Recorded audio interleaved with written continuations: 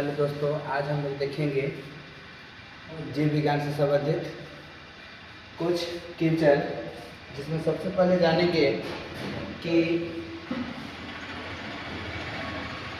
जीव विज्ञान की उत्पत्ति से संबंधित प्रमुख सिद्धांत और जैव विकास। इसमें देखेंगे सबसे पहले कि जीव विज्ञान को सर्वप्रथम किसने परिभाषित किया था। तो ये वैज्ञानिक देख रहे हैं कि सबसे पहले जीव विज्ञान को कौन परिभाषित किया था। तो लेमार्क और ट्रेविरेनस किया था। कौन किया था? लेमार्क और ट्रेविरेनस। जीव विज्ञान शब्द को सबसे पहले परिभाषित कौन किया था? तो लेमार्क और ट्रेविरेनस। अब आगे इसमें देखेंगे कि विकासवाद का सिद्धांत किसने प्रतिपादित किया था। तो विकासवाद यानी कि विकास कैसे होता है, जीवों का विकास कैसे होता है, वो सबसे पहले चार्ल्स डार्विन ने बताया है। यानी कि प्राकृतिक चयन का सिद्धांत भी बोलेंगे तो प्राकृतिक चयन का सिद्धांत भी चार्ल्स डार्विन दिए हैं, और विकासवाद का सिद्धांत का भी जनक माना जाता है चार्ल्स डार्विन को। आगे देखेंगे इसमें कि मैमथस किस जीव का पूर्वज है। मैमथस किस जीव का पूर्वज है? तो मैमथस जो था वो हाथी का पूर्वज था। किसका पूर्वज था? हाथी का। मैमथस किसका पूर्वज है? हाथी का। अब इसमें देखेंगे कि पृथ्वी का सबसे पहले किस जीव की उत्पत्ति मानी जाती है। यानी पृथ्वी पर सबसे पहले कौन सा जीव की उत्पत्ति हुआ था। तो यहाँ पर देखेंगे कि पृथ्वी में सबसे पहले जो है वो नीलहरित शैवाल की उत्पत्ति हुआ था। जैसा कि हम लोग जानते हैं कि सबसे पहले जीवित कोशिका की खोज कौन किया था। तो सबसे पहले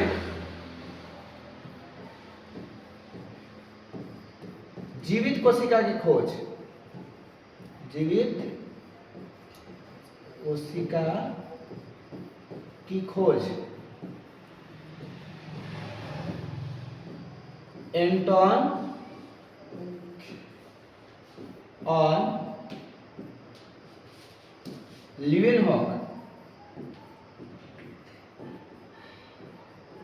किया था। यानी सबसे पहले एंटोन और लीवेनहॉक ने है वो जीवित कोशिका की खोज किया था। तो कब किया था? तो 1674 ईस्वी में। 1674 ईस्वी में सबसे पहले जीवित कोशिका की खोज किया था, जिसमें हम लोग देखेंगे कि जो एंटोन और लीवेनहॉक है वो जीवित कोशिका की खोज कहाँ किया था? तो जल में किया था, और जल में सबसे पहले वो देखा था नीलहरित शैवाल को, यानी शैवाल से ही खोजा था जीवित कोशिका को। तो इसलिए हम लोग जानते हैं कि पृथ्वी का सबसे पहला जीव की उत्पत्ति किसे माना जाता है? तो शैवाल को। आगे देखिए, शहतूत के फल का वैज्ञानिक नाम क्या है। तो शहतूत का फल का नाम जो वैज्ञानिक नाम है वो सोरोसिया है, सोरोसिया। इसी प्रकार से अगर वैज्ञानिक नाम की बात करेंगे तो जैसे मान लेते हैं कि और कुछ होता है, जैसे मेढक। मेढक का वैज्ञानिक नाम क्या हो जाएगा?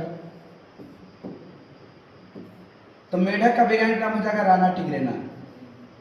राना टिग्रिना। इसी तरह से आम का वैज्ञानिक नाम मैंजीफेरा इंडिका। इसी प्रकार से देखेंगे मनुष्य का वैज्ञानिक नाम, तो क्या हो जाएगा? होमोसेपियंस। होमोसेपियंस।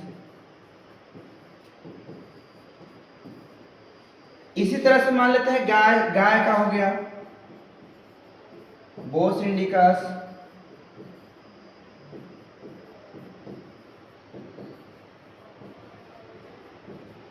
इसी तरह से भैंस का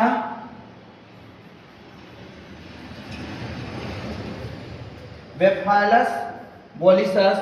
इसी प्रकार से और वैज्ञानिक नाम होता है बहुत सारा जीव का, जिसमें देखेंगे हम लोग लाइकेन किससे निर्मित होता है। तो लाइकेन एक प्रकार की क्या है? सहजीवी पौधा है।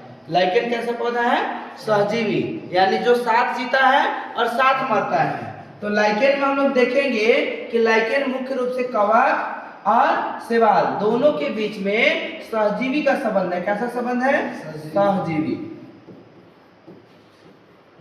अब सहजीवी का मतलब हम लोग जानेंगे कि दोनों एक दूसरे को मदद करके अपना जीविका को उपार्जन करते हैं, उसे हम लोग क्या कहते हैं, सहजीवी कहेंगे। जैसे देखिए कवक क्या करेगा, तो कवक का मुख्य काम जो है वो क्या करता है, घर देता है। शैवाल के लिए क्या देगा, घर देता है ना, शैवाल के लिए घर देगा। और शैवाल क्या करेगा, भोजन बनाने का काम करता है।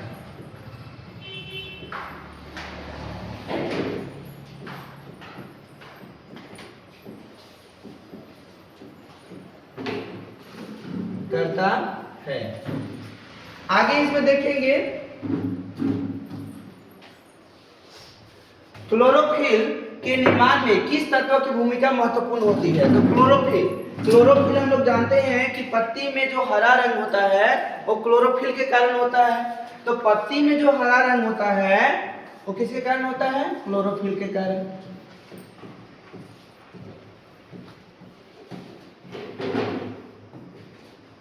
अब पत्ती का हरा होने के कारण तो क्लोरोफिल है, लेकिन क्लोरोफिल में क्या पाया जाता है, यानी क्लोरोफिल के निर्माण में कौन सा तत्व पाया जाता है। तो क्लोरोफिल का निर्माण कैसे होगा, तो मुख्य रूप से क्लोरोफिल का निर्माण में मैग्नीशियम होता है, मैग्नीशियम की जरूरत पड़ता है। अगर मैग्नीशियम धातु नहीं मिला पौधा को तो क्लोरोफिल का निर्माण नहीं होगा, और जब क्लोरोफिल का निर्माण नहीं होगा तो भोजन नहीं बनेगा।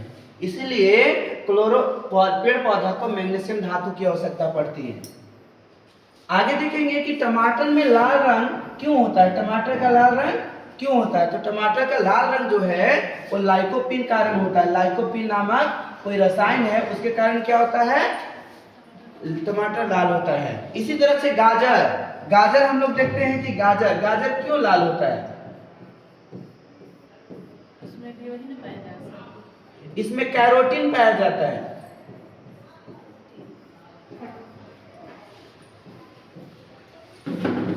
गाजर में क्या पाया जाता है, कैरोटीन।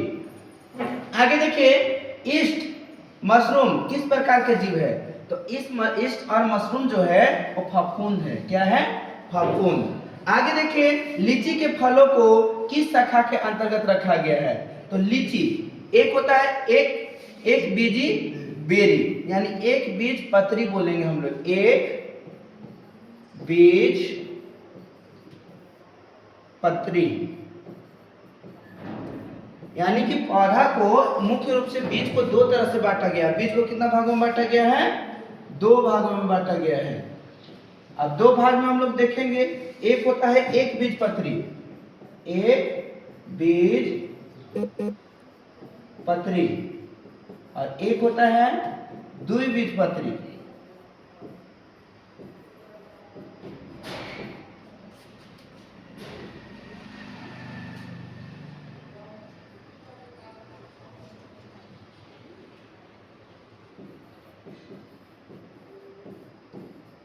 अब यहाँ पर मुख्य रूप से समझेंगे कि एक बीजपत्री किसको कहेंगे और द्विबीजपत्री किसको कहेंगे। तो जब पौधा का जन्म होता है, जब पौधा अंकुरेगा तो पौधा के साथ जब एक पत्ता निकलेगा तो उसको हम लोग एक बीजपत्री बोलते हैं। जैसे मक्का जब उगता है तो मक्का में एक पत्ता ही निकलता है। कितना पत्ता निकलेगा, एक पत्ता। इसी प्रकार से गेहूं में भी क्या निकलेगा, एक पत्ता। मक्का हो गया, गेहूं हो गया, वो एक बीजपत्री है। और द्विबीजपत्री पौधा किसको कहेंगे, तो जिसका बीज का जो जब बीज अंकुरेगा तो बीज अंकुरने से में दो गो पत्ता ही निकलेगा। जितने भी दलहन पौधा है, दलहन पौधा कितना बीज निकलेगा, दो गो पत्ता निकलेगा। ऐसे निकलेगा, जैसे देखिएगा कि एक गो पत्ता ऐसे निकलेगा और एक गो पत्ता ऐसे निकलेगा, तो ये द्विबीजपत्री हो गया। ठीक है, और एक बीजपत्री का मतलब कि एकदम सीधा बढ़ेगा, इसे पूरा निकलेगा एकदम और सीधा बढ़ते जाएगा, एक ही बीज बढ़ते जाएगा। और द्विबीजपत्री में क्या होता है कि दो को पत्ता ही निकलेगा। जैसे इसमें देखिएगा बोदी, हाँ ठीक है, बोदी हो गया, मूंग हो गया, अरहर हो गया,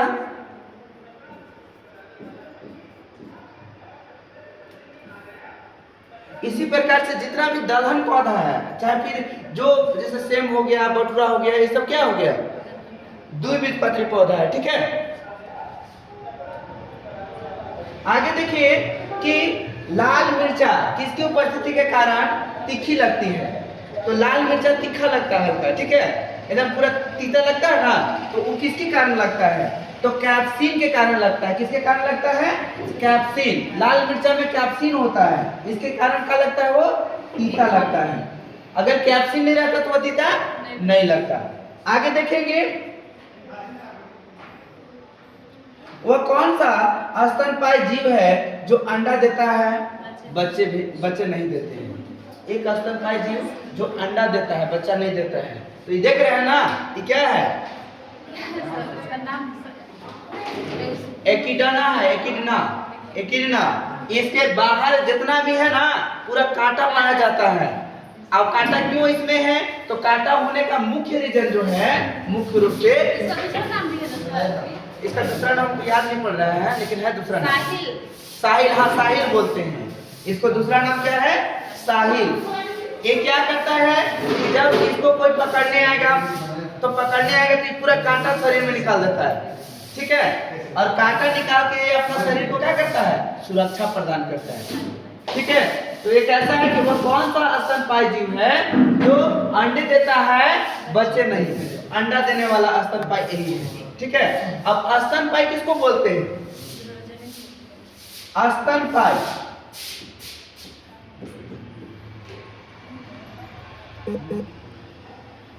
स्तनपायी हम लोग किसको बोलेंगे?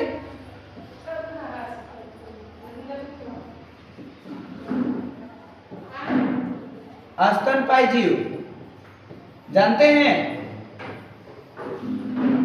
जो अपना बच्चा को दूध पिला करके पालेगा उसको स्तनपायी बोलेंगे, ठीक है। यानी अपना बच्चा को पोषण देने के लिए क्या करेगा? दूध। Good afternoon. अपना बच्चा को पोषण देने के लिए अपने से दूध पिलाएगा, जिसके अंदर स्तन ग्रंथि का विकास होता है। वैसे जीव को हम लोग क्या बोलेंगे? स्तनपायी जीव, ठीक है। तो एकमात्र स्तनपायी जीव जो क्या देता है? अंडा देता है। नहीं तो अधिकांशतः स्तनपायी जीव जो हैं वो क्या देते हैं? बच्चा को जन्म देते हैं। अब यहाँ पर एक चीज समझिएगा कि जीव को दो प्रकार से बांटा गया है। जनन के आधार पर ऐसे दो प्रकार के बांटा गया है, ठीक है। जनन के आधार पर जीव को कितना भागों में बांटा गया है? दो भागों में। एक लैंगिक जनन होता है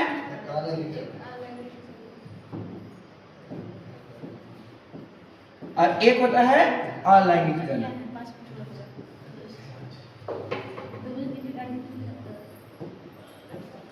अब यहां पर देखेंगे कि जनन की वह विधि जिसमें नर और मादा दोनों की समान भागीदारी होगा।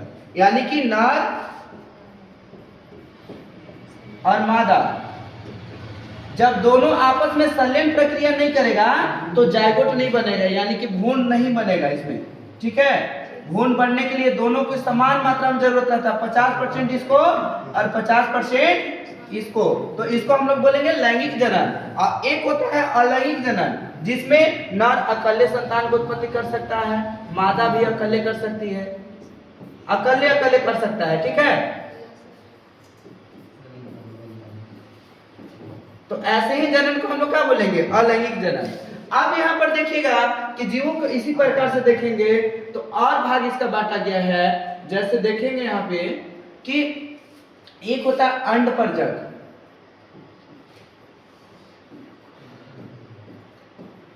जीव, और एक होता है सजीव परजक जीव।